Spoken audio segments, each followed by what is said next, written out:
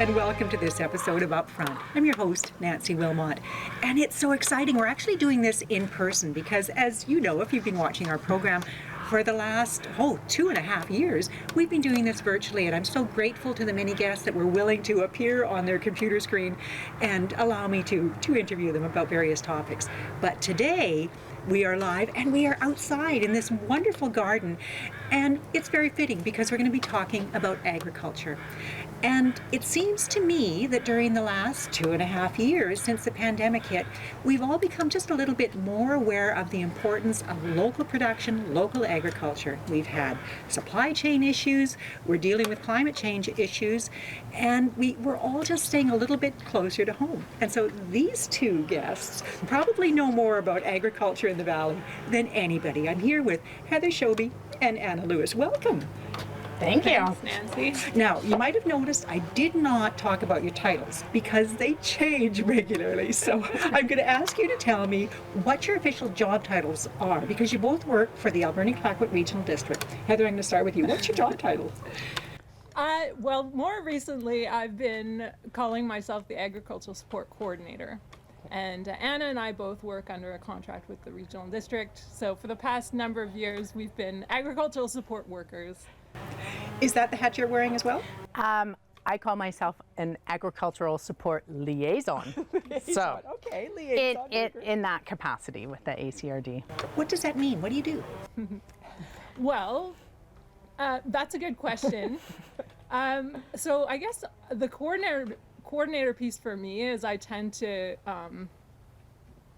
look at the big picture of what's happening, and I bring a lot of people together, sort of coordinate the overall project that we've been working on for quite a number of years now with the Regional District.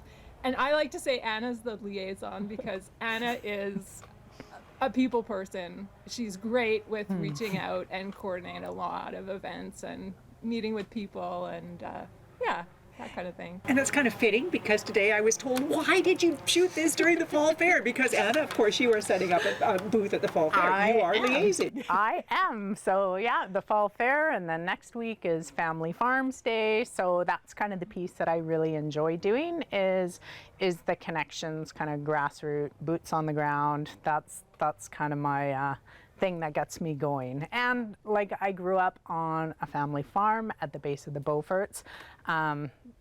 And it was a dairy farm. Yeah. And I've seen the transition that farming has gone through in the last 40 odd years.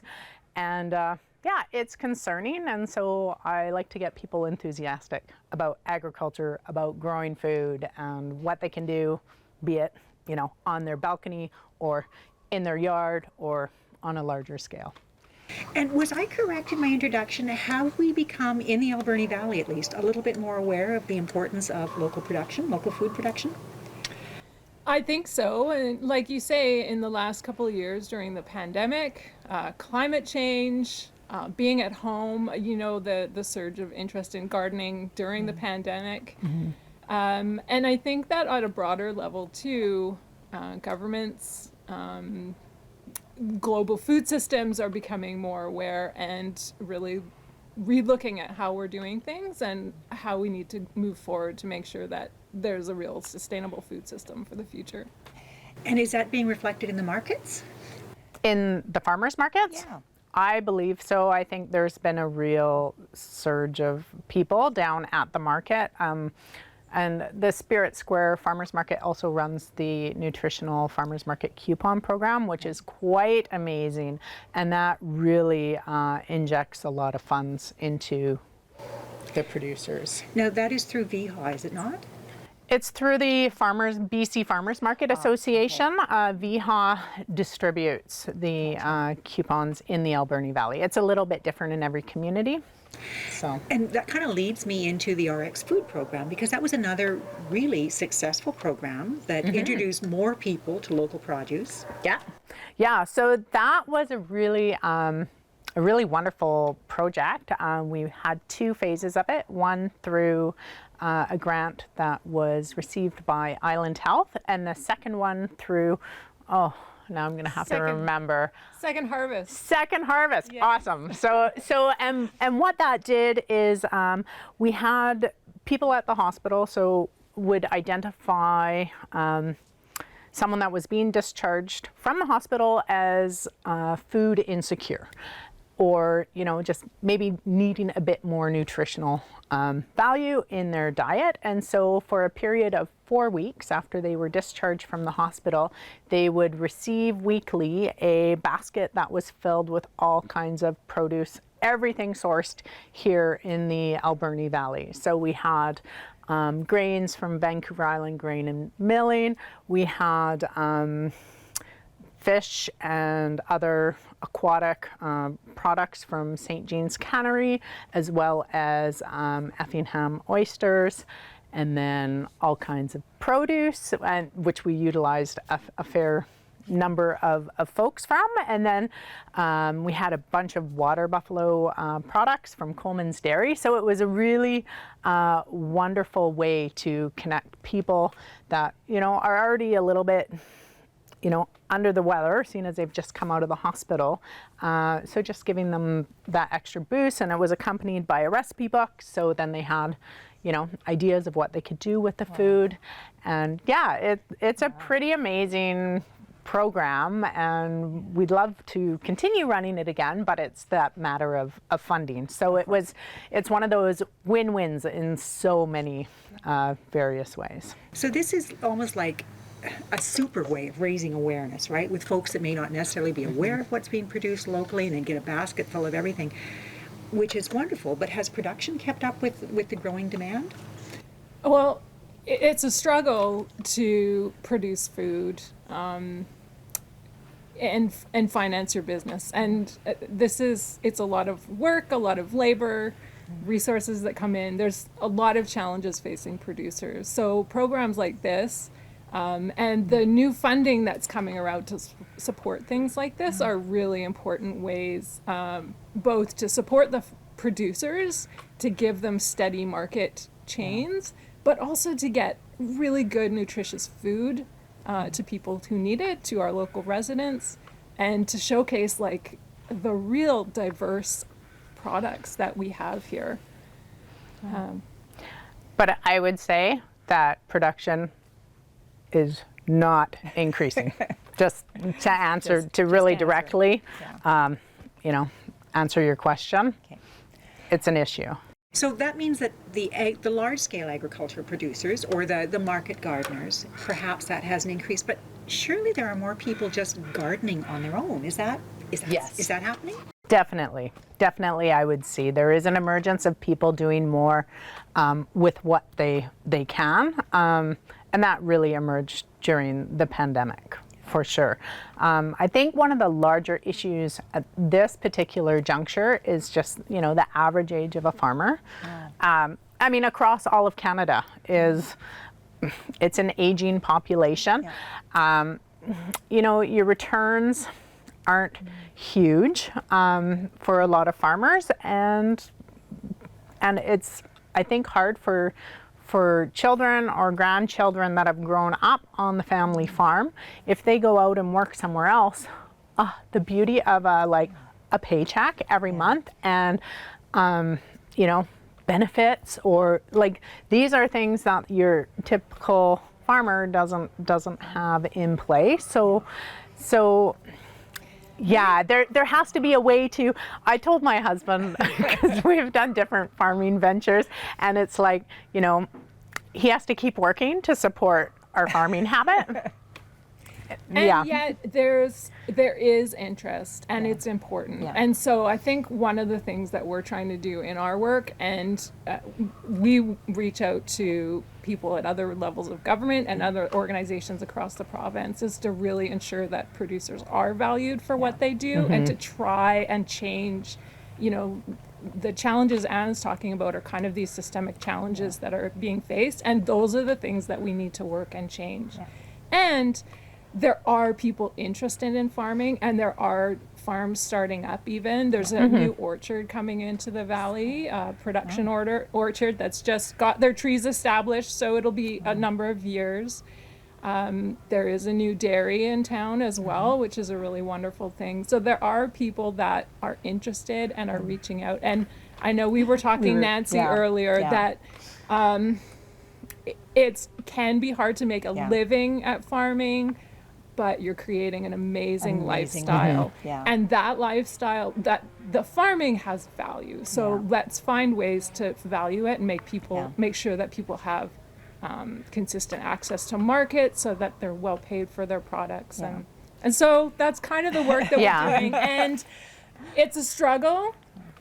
I sure hope we're making progress. And I think what we're also doing is it's a community effort. So it is up to everybody working together, organizations, government, the public, the people that visit the farmers markets. The farmers themselves have to keep going, but let's make it as easy possible for them to go out and just do the work of producing the food and give them some support so that they can process it, distribute it, market it, all of that without having to do an additional job. And when we were talking earlier, we were talking about the fact that for the last couple of years, there hasn't been a family farm day. And so I've been going out and doing virtual tours. Well, this year there is an actual farm day. So I did one tour. I did the Shannon Dairy because they never do take part because of different, there's a lot of reasons why a farm wouldn't open with a lot of livestock, wouldn't open their farm to the public. But that is a farm that has established succession. I mean, there is another generation taking over, and it's so exciting to be on an operation of that size that is successful, is always expanding with so much young blood looking at it and saying, hey, we could do this, we could do that. That's exciting. It is, and it's diversifying as well. So Shannon's Farm started a new agritourism venture on their property. They are selling their milk now to Tree Island Yogurt, which creates a really high quality Vancouver Island branded yogurt. And so, those are there are ways to work and to continue to thrive. So it's a great example of a really good agricultural operation that's continuing amidst the challenges. Yes, challenges. absolutely. And you know, you've talked about challenges, and they are real. I got to tell you, I grew up on a grain farm on the prairies, and it's a different kind of agriculture. And I remember going to school with the townies, and they were. It was always a joke. The farmers are always crying the blues. They're always crying the blues. But the challenges are real. There are barriers to earning a living on a farm. One of the challenges here that we've been working with for years is the lack of processing for animals, for those that produce a meat. And we've been trying to, kick this around and see how we can support it for a number of years. And then just a couple of years ago, we lost the poultry abattoir that was in town. And so that's really been hard on meat processors.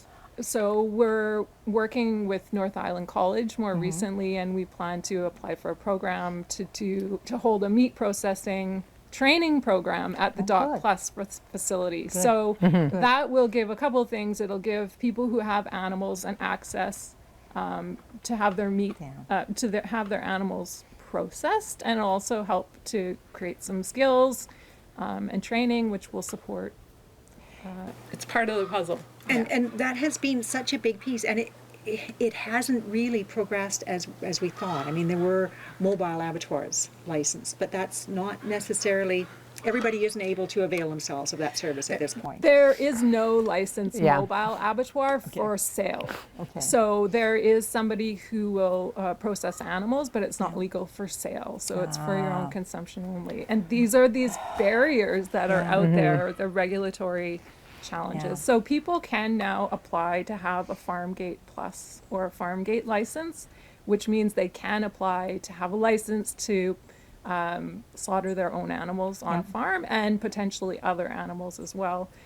But recently we've been dealing with challenges with getting insurance. So people who've received these have had challenges getting insurance. So again, there are these big level issues that Anna and I and the regional district has been really supportive of trying to work with these challenges and make things easier. Yeah, definitely the last 5 years, that's been a huge push. And the ACRD has taken it to UBCM multiple times. And I do believe that the work that was done by the ACRD is part of the reason why this new Class D license, or now it's the Farm Gate Plus license, exists in the first place. I really do think so. So I'll throw something in here because when we started back in 2014, we did an interview with producers or surveys with producers to see what the two issues were. Yeah. The first was abattoir, so meat processing, and the second was water. And tie that in with climate Water. change. Wow. Water continues to be a challenge. And so We're in a rainforest. How? it rains a lot in the winter. Yeah, rains a lot in the winter, but not a lot of water in the summer. And so storage is a challenge. Drought is still a challenge for farmers. So. Wow. So these are big challenges that I'm sure the general public isn't aware of. I wasn't aware of the water issue. Yeah. But one of the ways that we can support people, you've been talking about farm gate sales and about farmers markets. There are two very well established markets, but there are other markets emerging. And farm gate sales, how do people find out where these exist? Liaison person? Liaison person. Well, there's an annual growers guide that the Alberni Valley News puts out. But definitely there are a lot of people that do farm gate sales. And the other thing that we worked on last year with the Alberni District Fall Fair is they produced, what is it called? It's called Cultivating Community, a guide to local farm gate stands. So there actually is a little brochure. I think there's about, I can't remember. I put it together, but I can't remember. 14? At 14 Maybe or 15 different farm gate stands that are around the community, and there's a map and typically and what's in you'll find it there. at the Fall Fair or at Family Farms Day this weekend if you're... Okay, but this is going to be running long after Fall Fair. That's Where right. do they find it? Is it online or is that the regional district? It's online. There's copies at the regional district, copies at the Chamber of Commerce. Okay. There should be copies at the Echo Center. We'll check into that and make sure that there is if there isn't right now. Yeah, we'll replenish them. So we've got a lot of ways to support farmers, buying produce, maybe shopping differently. You and I, again, we were talking before the cameras went on about how in other countries, not North America, people shop daily, stop and buy produce daily instead of going to a grocery or a supermarket once a week, making sure you buy local produce. If you are shopping at a supermarket, look for that BC grown, that island grown, right? Or the farmer's market. What else can we do? Save your seeds. Plant your seeds in your own gardens, which we know people are doing. Yeah, you can look for a CSA box program. So that's your community supported agriculture. There is at least one farm in the valley that sells subscriptions. So that Shelter Farm, I can vouch for them. yeah, Shelter Farm does, and that's a wonderful opportunity. You're paying up front for your box, and then you have a weekly pickup where you have an allotment of assorted vegetables. And yeah, I mean, well, you can talk to it, but and often, yeah, I mean, I used to run 2 different CSA programs in the valley as well, and it's a wonderful way to really support your farmer when they need an income at the beginning of the season, as opposed to, you know, at the end of the season, because there's a lot you have to put out, you know, all your amendments for your soil, your trellising, your seeds, your this, your that, like it's a really Your long staff. list. Yeah. Your staff. So yeah, that's a pretty wonderful way to And connect. I think there's a lot of organizations working to support agriculture in the valley. And so supporting those organizations or getting involved with their work is another way to help. Yeah. And we were talking a little bit before, there is a new store open in Spirit Square that carries just local produce. I think their hours are posted in the window. There are groups like this starting up. The Dock That's right, has great facilities available, has businesses operating out of there. And there's, you know, the Doc Plus right now is working to get more community members using their kitchen. And so like the store at the Spirit Square Farmers Market in the Harbor Key, if they have produce that they don't sell, they actually go to the Doc Kitchen and process it into foods that they could sell at retail stores because it's a licensed facility. So, Yeah, and then circular economy is reducing waste, using the waste. If a carrot is ugly, it's still good to eat. It's a farmer's carrot, right? It's a Yeah, farmer's exactly. carrot, yeah, exactly. And I do know more people are gardening in their backyard. I've been working with Candace Roberts for 3 years now, producing Yes. Grow Local. She's so She's lovely. wonderful. If you haven't seen it, it's available on YouTube on the ACRD YouTube channel. Grow Local Alberni Valley. Alberni, I'll double check it. We all should know it, but I'll make sure we get it in the credits. And people really are glomming onto the idea. But my next question is, you said the large scale production isn't necessarily ramping up, even though there are backyard gardens. How close are we to actually being self-sufficient with agriculture on the island? Not just the valley, but on the island. We have a long way to go. Yeah. A long way to go, and it really is going to be a community effort, multi-levels of government. Like the Doc Plus is an example of different levels of government stepping in to fund a regional facility for processing. So we've got some great infrastructure here, and one of the things we need now is more product going through the infrastructure facility. But there's a lot of chicken and eggs in the food system, Yeah. and a lot of places where we need to be collaborating, working together, and moving forward. And I still find that so many people just don't get it. I mean, I watch what's happening in California. I watch the drought in California, and I extend that out to what's going to happen in the next few years. And we're not going to have broccoli in February coming up from the States. No, but you we can can have broccoli in February here. You can grow it here and have In broccoli. February. Plant it in Absolutely. October in your cold frame, and in February you will start getting side shoots. Really great one, your purple sprouting broccoli. Okay, you heard it here. Yeah. You heard it here. I think one of I think we need to rebalance, and our food systems have become very globalized and not localized. And I think the trick is, and what we need to work on here at the regional level, working with lots of organizations in other provinces, is to increase our production here so that we have a degree of sustainability. But it's not that we're going to not also be interconnected with the kind of the global systems as well. But I think we're a bit out of balance. Yeah. And so doing what we can here and at all levels, in your backyard, in your balcony, at your schools, through organizations like the Alberni Valley Food Security Group, who does the Gleaning Project. There's thousands of pounds of apples every year that could be processed and distributed, and that are being through that group.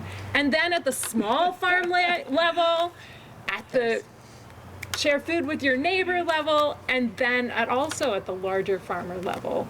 Yeah, and something else that people are, because we have such high land costs on Vancouver Island, that's a real barrier for a lot of entry-level farmers.